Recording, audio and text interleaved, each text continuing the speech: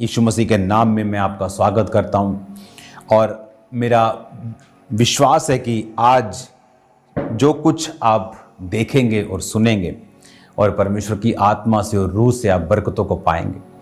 याद रखो, परमेश्वर ने आपको एक स्पेशल मकसद के लिए चुना है और वो मकसद पूरा होता है जब हम रूह और सच्चाई से परमेश्वर की आराधना करते हुए, विश्वास के साथ चलते हुए और परमेश्वर के मकसद को खोजते हुए और जेन्युइनली परमेश्वर के साथ बने रहने की इच्छा रखते हुए खुदावंद के पीछे भागते हैं।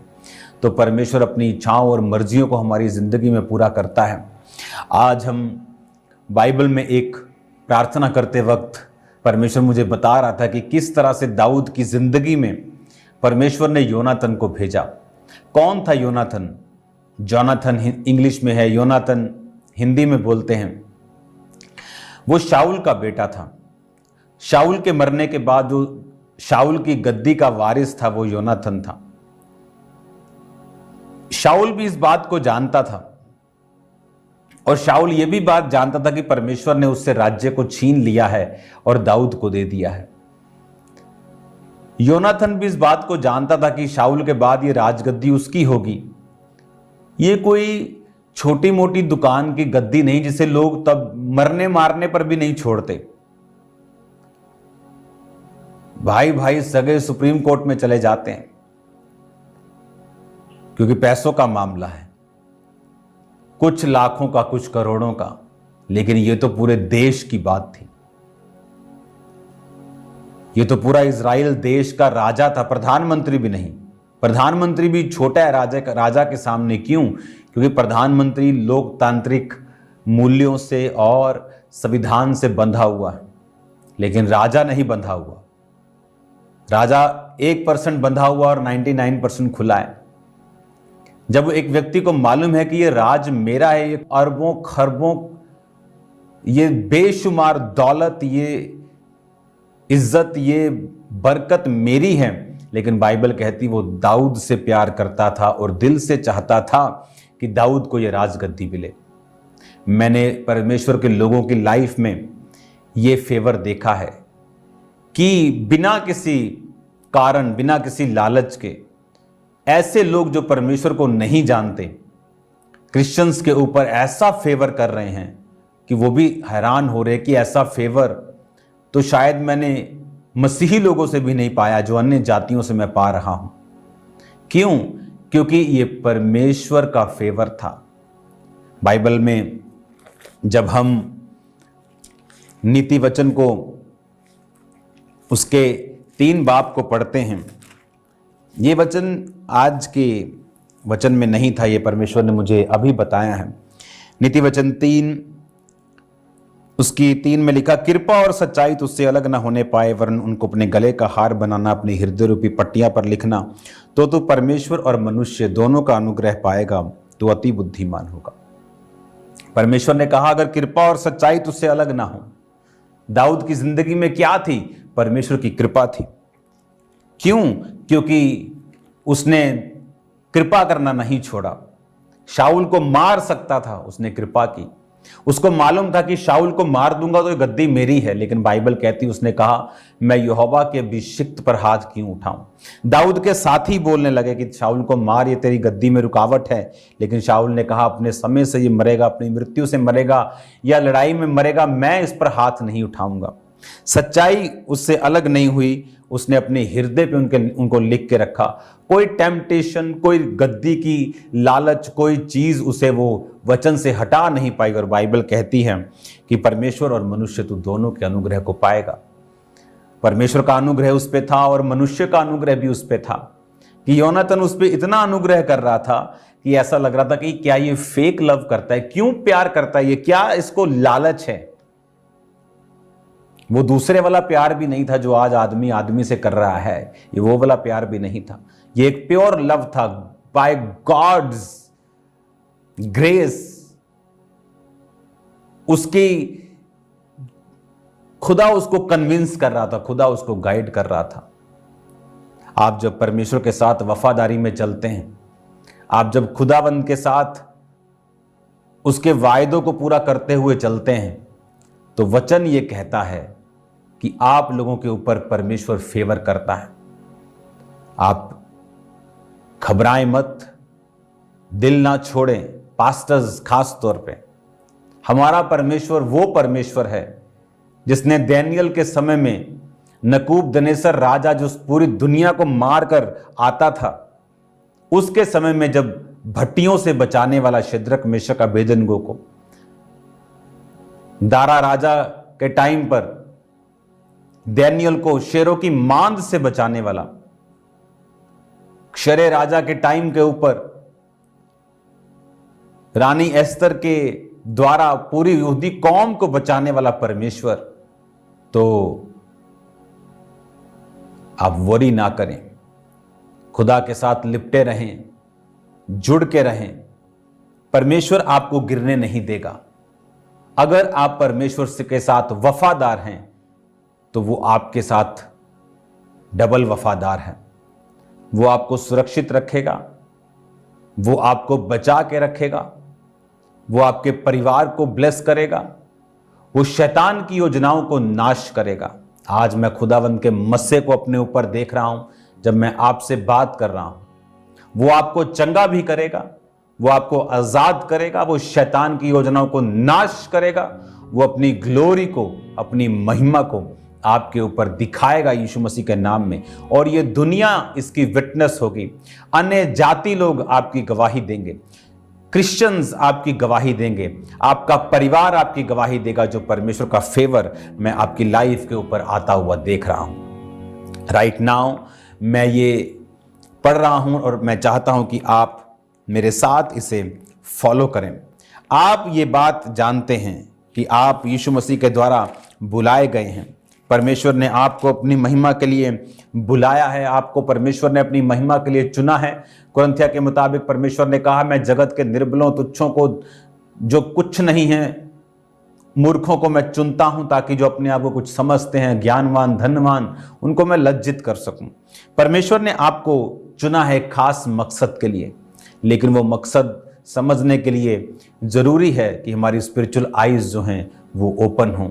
वो मकसद समझने के लिए जरूरी है कि हम परमेश्वर पर पूरी रीति के साथ भरोसा रखें कि जो परमेश्वर की योजना हमारी जिंदगी में है, आपकी योजना कुछ अलग है, आपका प्लान कुछ अलग है।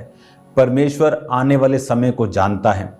आप नहीं जानते थे कोविड आने वाला है, परमेश्वर जानता था, इसलिए उसने उसी तरह की तैयारी अपने लोगों की करवा के रखी। मैं अपनी टीम को हमेशा बोलता था कि मुझे, आप पूछ लेना, ऐसा लगता है कि किसी दिन हमें बहुत से राशन की, और 2009 से 8 से मैं ये बात उनको बोलता था, मुझे ऐसा लगता है कि मुझे बहुत सा राशन चाहिए बांटने के लिए, कि लोगों के पास राशन नहीं है। कुछ ऐसी विपत्ति आई है जो मुझे आसमान से आती हुई दिखती थी। तो जो मैं अभी आपसे बात कर रहा हूं, मैं ये जानता हूं आने वाले समय में एकदम से इकोनॉमिक प्रेशर देशों के ऊपर पड़ेगा, एकदम से, लाइक सडनली, जस्ट सडनली 3-4 महीने में पूरी देश की परिस्थितियां चेंज हो जाएंगी। ऐसा होगा। प्रेयर्स आपको बचाएंगी, प्रेयर्स मुझे बचाएंगी, लेकिन इसे होने से प्रेयर रोक नहीं सकती। ये परमेश्वर की ओर से निर्धारित हो चुका है। हालेलुया। अब जब हम उत्पत्ति 45 उसको 3 आयत से पढ़ते हैं, ये तब की बात है जब यूसुफ, जो बेच दिया गया था, मिस्र में जाकर उसने नौकरी की, वहां पर जेल में चला गया, गुनाह के कारण नहीं, गुनाह ना करने के कारण। उसके बाद परमेश्वर का हाथ उसके ऊपर था क्योंकि वो निर्दोष था। परमेश्वर ने दर्शन उस पर जाहिर किए, उसने राजा के दर्शन के भेदों को बताया और परमेश्वर ने उसे प्रधानमंत्री बनाया। उसने बताया था 7 साल मिस्र में अकाल पड़ेगा, क्योंकि 7 साल बहुतायत के अन्न के बाद वो अकाल इतना भारी होगा कि लोग अच्छी फसल भूल जाएंगे। तो वो पंचमांश यानी 20% अपने सभी अन्न का जमा करने लगा और उसे फिरौन ने ठहरा दिया कि वो नगर नगर भंडार गृह बनाकर उनको जमा करें। जब पूरी दुनिया पे अकाल पड़ने लगा और 2 साल हो गए, जब सारा रखा हुआ जमा हुआ अन्न खत्म होने लगा तो लोग मिस्र में जाकर अन्न मोल लेने के लिए जाने लगे। यूसुफ के भाई भी अन्न मोल लेने के लिए आए। जब वो अन्न मोल लेने के लिए आए तो यूसुफ ने उन्हें पहचान लिया और एक भाई को अपने पास रख लिया, जानबूझ के ये कह के कि तुम लोग भेदिए हो, तो मेरे देश का भेद लेने और इसकी दुर्दशा देखने के लिए आए हो। उन्होंने कहा नहीं, हम तो देश की दुर्दशा देखने नहीं आए, हम तो बड़े सीधे इंसान हैं। ये सीधे थे जो अपने भाई को बेच गए थे। अंदर उनको मालूम था कि ये जो कुछ भी हमारे साथ हो रहा है, हमने अपने भाई को बेचा था इसलिए हो रहा है। लेकिन वो ये नहीं जानते थे कि जिस प्रधानमंत्री से हम बात कर रहे हैं ये हमारा वही भाई है। और बाइबल कहती है उसने कहा नहीं, तुम झूठ बोल रहे हो, क्योंकि बिन्यामीन जो उसका सगा भाई था वो अपने पिता के पास छोड़ के आए थे और 10 भाई आए थे। पिता के पास इसलिए छोड़ के आए थे कि पिता का वो सबसे छोटा लाडला था और पिता यूसुफ के चले जाने के बाद ये समझ के कि यूसुफ मर चुका है उसको छोड़ता नहीं था। जब वो शिमोन को उसने रख लिया, एक भाई को, कहता नहीं इसको जेल में रखेंगे, तुम जाओ वापिस एक और भाई को लेके आओ, मैं मान लूं कि तुम सच्चे हो, तुम यकीन जो बोल रहे हो तुम सच्चाई बोल रहे हो। वो गए और पिता ने भेजा नहीं। जब पिता ने नहीं भेजा, थोड़ी दिन में वो अन्न जो मोल लेके आए थे वो खत्म हो गया। तो पिता कहता फिर से जाओ, कहता हम नहीं जा सकते जब तक हम बिन्यामीन को, बेंजामिन इंग्लिश में, हम उसको साथ लेके नहीं जाते। पिता को रूबेन ने मनाया जो सबसे बड़ा था कि तुम मेरे बच्चों को जमानत रख ले, मैं इसका गारंटी लेता हूं कि मैं इसको वापस लेके आऊंगा, नहीं तो मैं अपना मुंह तुझे कभी नहीं दिखाऊंगा। और वो उसे लेके गया। जब बिन्यामीन को लेके गया तो मिस्र में जब यूसुफ के वो पास पहुंचे उसने उनके लिए बड़ा एक भोज किया। बिन्यामीन को बाइबल कहती है 5 गुना भोजन वस्तु दूसरे भाइयों से उसने ज़्यादा दी। और जब वो वापस जा रहे थे तो उसने पैसा और अपना एक चांदी का कटोरा उन्हीं के बोरों में दोबारा रखवा दिया जिसमें वो अन्न को लेके जा रहे थे, ताकि वो उनको फिर से वापस लेके आ सके। फिर जब वो वापस जा रहे थे अन्न लेके, यूसुफ के बंदे गए और बोले तुमने चोरी की है? उसने कहा नहीं की, हमारे बोरे चेक कर। जब बोरे चेक किए गए तो चांदी का कटोरा बिन्यामीन के पास मिला। तो उसने कहा बिन्यामीन दोषी है, इसको वापस लेके जाओ। तो वो डर गया रूबेन, क्योंकि वो कहता कि अगर तूने इसको रख लिया तो मेरा पिता मर जाएगा। जब ये बात ही कर रहे थे तो ये उस समय की घटना है कि यूसुफ अपने आप को रोक नहीं सका और वो रो पड़ा और उसने सब नौकरों को बाहर निकाल दिया। जब 11 भाई उसके सामने खड़े थे और सब नौकर उसने बाहर निकाल दिया और वो चिल्ला चिल्ला कर दुआयत में लिखा रोया। तब यूसुफ अपने भाइयों से कहने लगा मैं यूसुफ हूं, क्या मेरा पिता अब तक जीवित है? इसका उत्तर उसके भाई ना दे सके, क्योंकि वो शौक में घबरा गए। वो एकदम से जब उन्हें लग रहा था कि एक प्रधानमंत्री हम पे चोरी का इल्जाम लगा रहा है और हमारा छोटा भाई जो बिल्कुल अपने बाप का लाडला, अगर इसको वो ले गए तो हमारा बाप मर जाएगा और हम भी अपने बाप को शक्ल दिखाने योग्य नहीं रहेंगे। तो वो उसके सामने घबरा गए, एकदम शॉक्ड हो गए। जो उसने कहा मैं यूसुफ हूं। यूसुफ ने अपने भाइयों से कहा मेरे निकट आओ। वो निकट आए। उसने कहा मैं तुम्हारा भाई यूसुफ हूं, जिसको तुमने मिस्र में आने वाले लोगों के हाथ में बेच दिया था। अब तुम मत पछताओ, क्योंकि तुम्हें जो मुझे यहां बेच डाला तुमने, इसलिए उदास मत हो, क्योंकि परमेश्वर ने तुम्हारे प्राणों को बचाने के लिए मुझे तुम्हारे आगे भेज दिया है। जो आत्मिक व्यक्ति है वो आत्मिक बातों को समझता है। जो आत्मिक व्यक्ति है वो हर एक अपने जीवन की घटना को शरीर से नहीं जांचता। उसे मालूम है कि जो कुछ परमेश्वर उसकी लाइफ में कर रहा है वो अब नॉर्मल लग सकता है, नॉनसेंस फील हो सकता है, लेकिन वो है नहीं। बाइबल कहती उसने अपने भाइयों से कहा उदास मत रहो। क्यों? क्योंकि अगर तुम मुझे ना बेचते तो मैं मिस्र ना आता तो मैं राजा के दर्शन को ना बताता। अगर मैं जेल ना जाता, राजा के दर्शन को ना बताता, तो पूरी दुनिया में कहीं भी अनाज का इतना बड़ा भंडार ना होता। और जब भंडार ना होता तो तुम सब मर जाते। लेकिन परमेश्वर ने तुमसे पहले मुझे यहां भेजा। मैंने राजा को सलाह दी, राजा ने मानी। हमने अन्न को 20% करके हर साल जोड़ा। आज हमारे पास इतना अन्न है कि पूरी दुनिया हमसे अन्न लेने आ रही है। तुम भी मेरे पास अन्न लेने के लिए आए हो ताकि तुम्हारा घराना, तुम्हारे बच्चे और हमारा बाप जो है वो जीवित रहे। इसलिए तुमने मुझे नहीं बेचा था, वो एक्चुअल में परमेश्वर ने ही तुम्हारे हाथों से ऐसा कर्म करवाया था। आप कई बार दुखी होते हैं कि आप धर्मी हैं और फिर ये घटना आपके साथ कैसे हो सकती है। आप धर्मी हैं, आपके घर में ऐसा कैसे हो सकता है। आप धर्मी हैं, आपके फाइनेंस के साथ ऐसा कैसे हो सकता है। आप धर्मी हैं, आपके जीवन पर यह मुसीबत कैसे आ सकती है। लेकिन बाइबल कहती, वचन कहता है कि हम सब बातें मिलकर भलाई को पैदा करती हैं जो मसीह यीशु से प्रेम रखते हैं।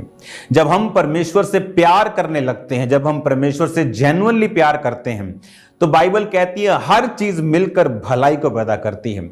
यूसुफ ने कहा, तुमने मुझे नहीं बेचा मेरे भाई, खुदा ने मुझे यहां भेजा। अगर मैं यहां ना आता, मैं तुम्हारे पास अगर होता तो मैं भी मर जाता तुम्हारी तरह, क्योंकि अन्न किसी के पास नहीं होता। अब तो तुम मिस्र से अन्न लेने के लिए आए हो, क्योंकि मिस्र में अन्न इसलिए है क्योंकि मैंने मिस्र को बोला है, फिरौन को बोला है कि हम अन्न को जोड़ेंगे, क्योंकि 7 साल सुकाल के और 7 साल अकाल के होंगे, और 7 साल जो अकाल के होंगे इतने भयंकर होंगे कि लोग 7 साल जो सुकाल के और फसल के होंगे उसे भूल जाएंगे। राजा को दर्शन आया था कि 7 गायें नदी के तट पर से निकली हैं और कछार की घास चरने लगी हैं और बड़ी मोटी हैं, और 7 दुर्बल निकली उसके बाद में और 7 को खा गई, और खाने के बाद भी वो दुर्बल की दुर्बल है। कि 7 डंठलियां निकली हैं कॉर्न की, मक्की की, और 7 मुरझाई हुई निकली और उनको खा गई, लेकिन वैसी की वैसी रही। तो उसने कहा जो अकाल खा जाएगा उन 7 वर्षों की फसल को, और इतना भयंकर होगा कि फसल लोग भूल जाएंगे, अकाल को याद रख लेंगे। और आप लोग चिंता में होते हैं, आप लोग मुश्किल में लगते हैं जब परमेश्वर आपके जीवन में कुछ यूसुफ के जैसी घटना करता है। जब आप नाना प्रकार की परीक्षाओं में होते हैं, जब आप नाना प्रकार के दुखों में चल रहे होते हैं परमेश्वर पर यकीन करते हुए भी, आप मेरा बात का विश्वास करो, आप मेरी बात की पूरी हामी भरो इस बात में, और इस पे यकीन करो। मैं आपसे कह रहा हूं कि परमेश्वर आपके जीवन में वो एक प्लान के तहत कर रहा है। आज उसका बिकना, जो मिस्र में जाके नौकर बन के रहना, एक लाडले बच्चे का, उस नौकर के ऊपर गलत इल्जाम लगा के उसे जेल भेज देना। बाइबल कहती जब जेल में वो सांकलों में बंधा हुआ था तो भी परमेश्वर का वचन उसे कसौटी के ऊपर कसता रहा। आसान है कहना जेल, आसान है कहना परीक्षा, लेकिन जिस पे बीतती है, बाइबल कहती है यूसुफ 17 साल का होकर अपने पिता की भेड़ बकरियों को चराने लगा। 17 साल का था, अपने दूसरे भाइयों के गलत चीजों का सुसमाचार अपने पिता को वो देता था, और उसके भाई उससे बैर करते थे। और 30 साल का था जब वो प्रधानमंत्री बना। इन 13 सालों में उसने तरह तरह की परीक्षाओं को सहा, उसने मौत करीब से देखी, उसने सूखा गड्ढा देखा जहां वो मरने वाला था। खुदा की ग्रेस से उसके भाइयों के दिमाग में आ गया इसको इश्माइलियों के हाथ बेच दो। इश्माइली उसे लेके जाने लगे तो पोतीफर के हाथ में बेच दिया, उसने नौकर बना के रखा, तब भी प्रभु ने आशीष दी।